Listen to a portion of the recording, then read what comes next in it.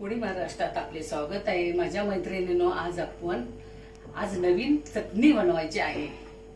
तर आपल्याला आज शेंगदाण्याची चटणी बनवायची आहे। तर आता आपण सुरू करू।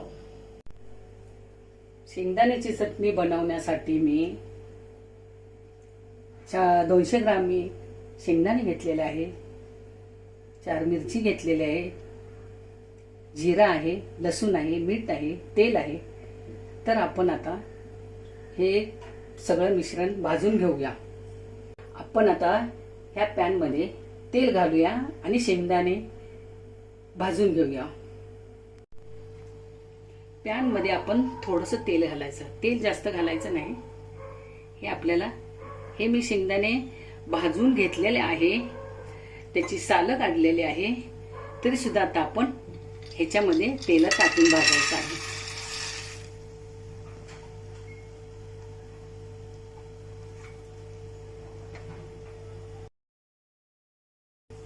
गॅस आपण थोडा मीडियमच ठेवायचा, जास्त फास्ट ठेवायचा नाही।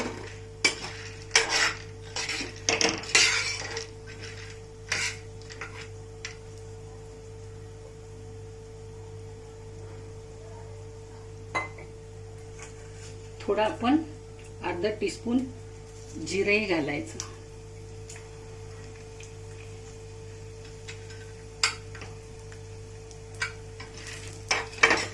आपली चटणी चांगली खमंग झाली पाहिजे।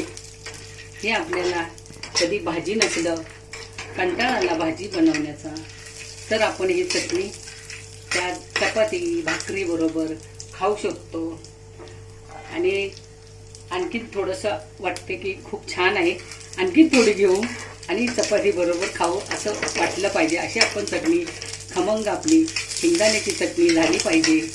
त्यासाठी अजून आपल्याला ह्या मिरच्या पण टाकायच्या आहेत।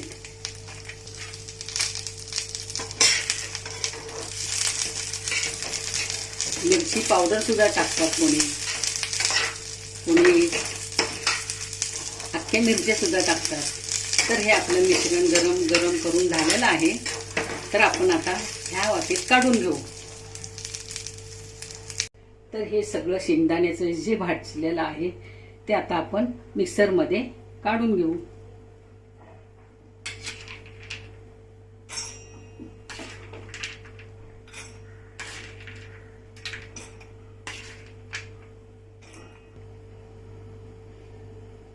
हे आता सगळं मिक्सर मध्ये काढून घेतलंय।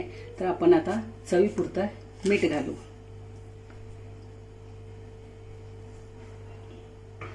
आता आपण वाटून घेऊ।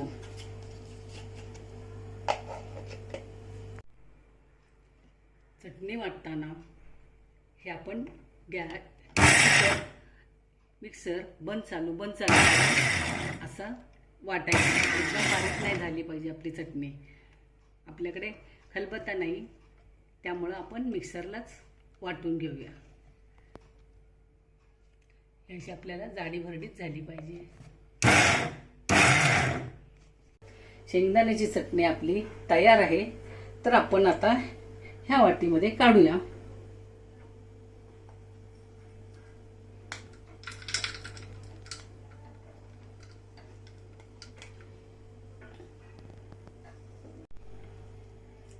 माझ्या मैत्रिणींनो, माझा फूडी महाराष्ट्र हा माझा चॅनल आहे। तर मी शेंगदाण्याची चटणी बनवलेली आहे। तर हे कशी वाटली तुम्हाला? आवडल्यास लाईक करा, शेअर करा, सबस्क्राईब करा। अशाच आमच्या नवीन व्हिडिओ पाहत राहा। आमचा व्हिडिओ पाहिल्याबद्दल धन्यवाद।